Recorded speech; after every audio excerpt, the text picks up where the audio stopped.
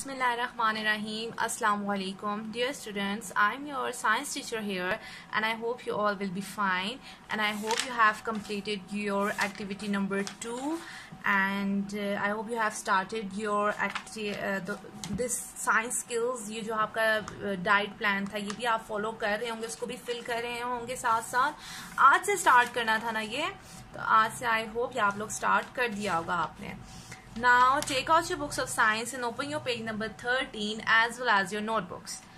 आज हम activity number 1 करेंगे जिसमें हमारे पास 9 क्वेश्चन हैं। हमने इनको आंसर्स इनके आंसर्स लिखने हैं, राइट? इनको आंसर्स करना है। अब क्वेश्चन आंसर्स हम नोटबुक पे करेंगे, राइट? अब आप सबसे पहले क्वेश्चन लिखेंगे, क्वेश्चन नंबर 1, और फिर आप उसका आंसर लिखेंगे, फिर क्वेश्चन नंबर 2, फिर आप उसका आंसर लिखेंगे, राइट? इसी तरह आप सारे आंसर्स लिखेंगे। मैं आपको सिर्फ यहाँ पे आंसर्स लिख के बताऊंगी, right? First question is how many bones are in an adult human body. एक ह्यूमन बॉडी में, एडल्ट ह्यूमन बॉडी में, एक बड़े इंसान में कितनी बोन्स होती हैं? तो हम क्या लिखेंगे? There are 206 bones in an adult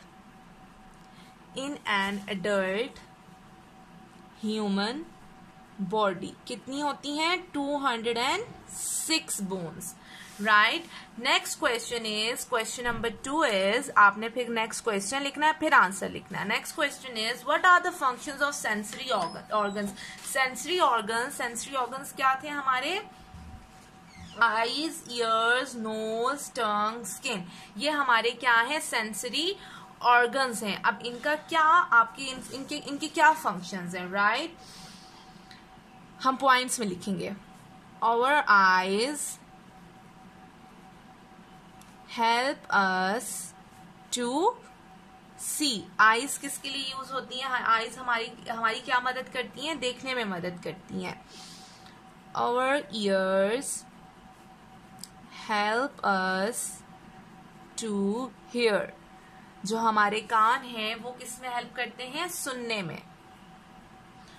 Our nose help us to smell। और जो हमारा सेंसरी ऑर्गन नोज है वो किस में हेल्प करता है? स्मेल करने में। Our tongue help us to taste। टंग किसके लिए होती है? टेस्ट करने के लिए। Our skin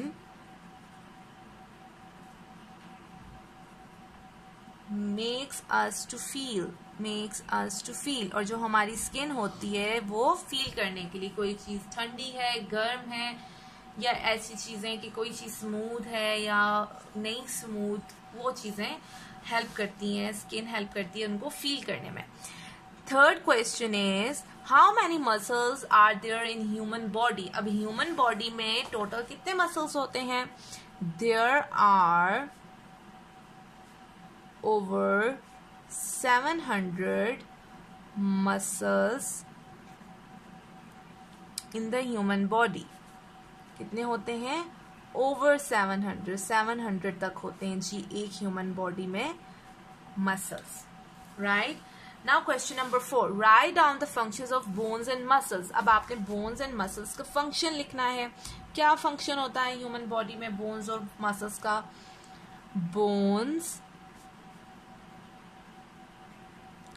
Bones provide a framework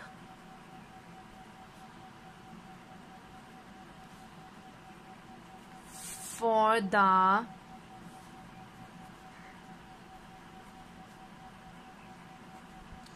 attachment of muscles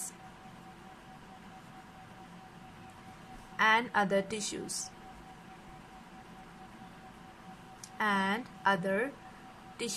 tissues और मसल्स की जो अटैचमेंट है, राइट? उसका एक फ्रेमवर्क होता है, उसको आप बोन्स कहते हो। द मेन फंक्शन, अब मेन फंक्शन क्या होता है? The main function of muscular system is movement. जो सबसे अहम और सबसे मेन फंक्शन है मस्कुलर सिस्टम का, हमारी मसल्स का वो क्या है, मूवमेंट। हम मसल्स की वजह से क्या कर सकते हैं, मूव कर सकते हैं। Now come to question number 5, what are dentures? Dentures क्या होते हैं जी? आंसर नंबर 5, आपने पहले क्वेश्चन लिखना है। अ डेंचर is our removable, ये एक रिमूवेबल प्लेट होती है, हमारे मुंह में लगाई जाती है, जिसको आप रिमूव भी कर सकते हैं। होल्डिंग, अब इस प्लेट में क्या होती है जी,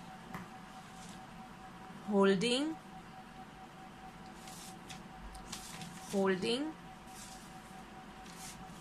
आर्टिफिशियल टीथ, नकली दांत जिनको हम कहते हैं, उसमें ये इस प्लेट में होते हैं। Right, now question number 6, what is question number 6?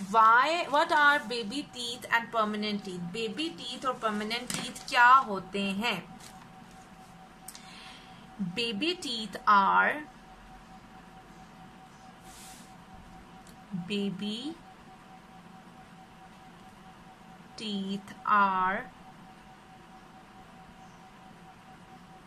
teeth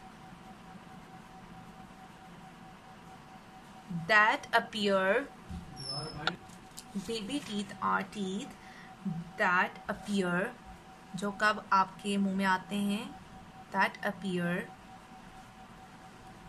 when a child is about 6 months, जब बच्चा 6 महीने का होता है तब ये बेबी टीथ क्या होते हैं, अपीयर होते हैं आपके मुंह में। Old and are shed throughout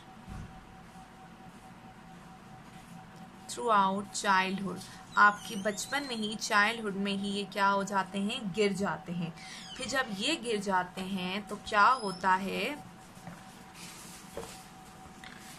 they are replaced, फिर इनकी जगह क्या हो जाती है, कौन सी जगह ले लेती है,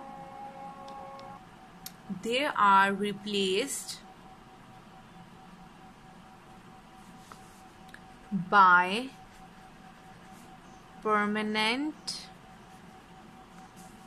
teeth, फिर ये इनकी जगह क्या आ जाते हैं, परमानेंट टीथ आ जाते हैं, दैट फुली, और जो पूरी तरह अपीयर होते हैं कब, that fully appear by the age of 21, जब 21 के हो जाते हैं तब ये क्या होते हैं, फुली अपीयर हो जाते हैं आपके permanent teeth. Right, now question number 7, right the importance of vitamin C. Right, अब आपने विटामिन सी की इंपॉर्टेंस बतानी है कि विटामिन सी की इंपॉर्टेंस क्या है। तो क्या लिखेंगे हम, vitamin C is important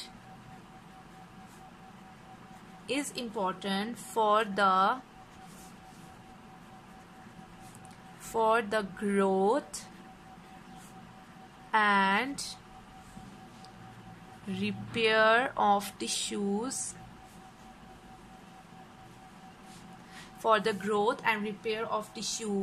in all parts of body, पूरी बॉडी में ये क्या करते हैं, ग्रोथ में हेल्प करते हैं और रिपेयर में हेल्प करते हैं, किसकी, टिश्यूज के, in all parts of body.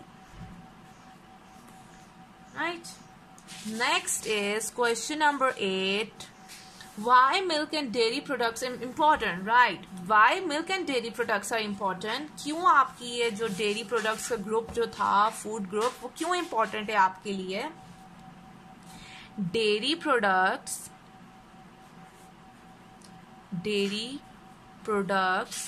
Are important, dairy products are important, जरूरी हैं, for for building healthy body, सेहतमंद बॉडी बनाने के लिए, and for maintaining, और मेंटेन करता है किसको, and for maintaining a healthy weight, जो आपकी बॉडी वेट होता है उसको क्या रखता है, मेंटेन रखता है. कौन सा food group, dairy food group और मिल्क फूड ग्रुप जो था आपका. Last question number 9, why minerals are important for our body. अब मिनरल्स क्यों इंपॉर्टेंट होते हैं इंसान की बॉडी के लिए. मिनरल्स आर इंपॉर्टेंट क्यों होते हैं. Minerals are important for, किस लिए होते हैं, for building strong bones, bones को मजबूत करने के लिए, and teeth, और teeth को, right, दांतों को, teeth, ब्लड को, स्किन को, हेयर को, नर्व फंक्शन को, इन सब को इम्प्रूव करने के लिए, मसल्स को, एंड फॉर, किसके लिए इंपॉर्टेंट होते हैं, metabolic processes like those, metabolic processes के लिए ज़रूरी होते हैं, जैसा कि like those that, वो प्रोसेस जिसमें आपका जो फूड है, those that turn the food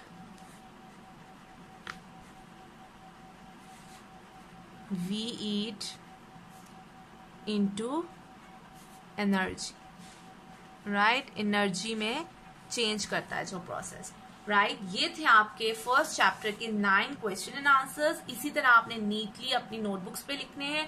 पहले आपने क्वेश्चन मेंशन करना है, फिर आपने लिखना है, फिर क्वेश्चन नंबर 2, फिर आंसर, फिर क्वेश्चन नंबर 3, देन आंसर. इसी तरह आपने बाकी सारे भी कंप्लीट करने हैं, right. This is all for today. Thank you.